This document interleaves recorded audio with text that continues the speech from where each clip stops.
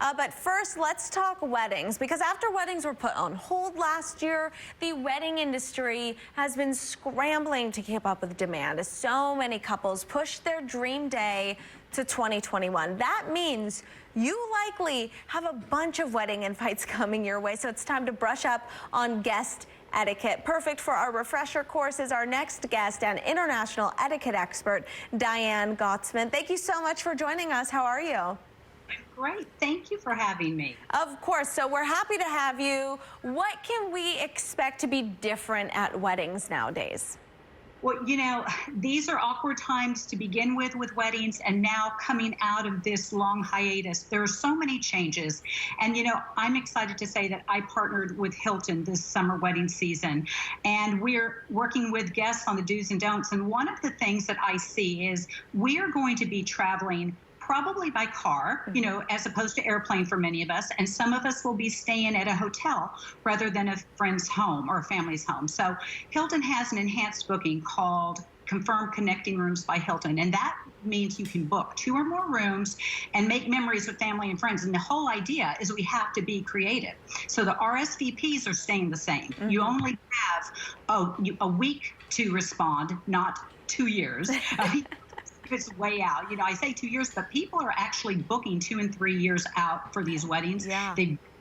There's going to have some kind of recreation. So, you know, creativity is key here. You dress for success when you go to your wedding, whether it's virtual or in person. Follow the rules of the invitation. If it says cocktail, that means cocktail, even if you're sitting in front of a camera like we're doing right now.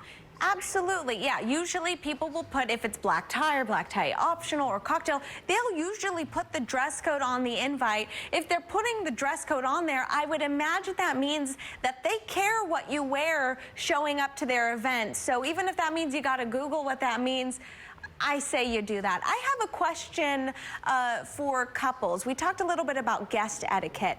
What about for couples who have changed courses? I was one of those brides that had to change everything over the last year. We had to scale down to just a really micro wedding. How should couples go about, unfortunately, uninviting people that thought they were going to come and maybe even already got a save the date or an invite?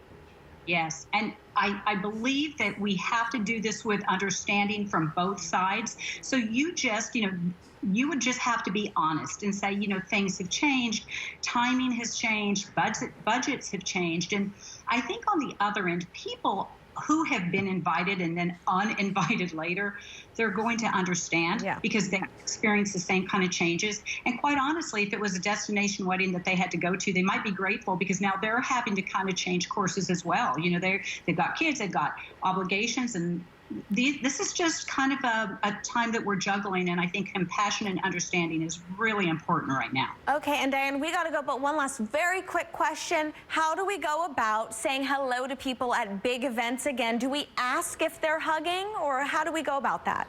Follow their lead. If they reach out, feel free to reach out. And you can, you know, I just say be respectful of the air hug. So watch the body language of the other person.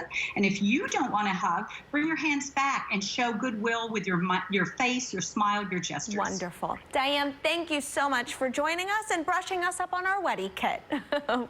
We'll be right back.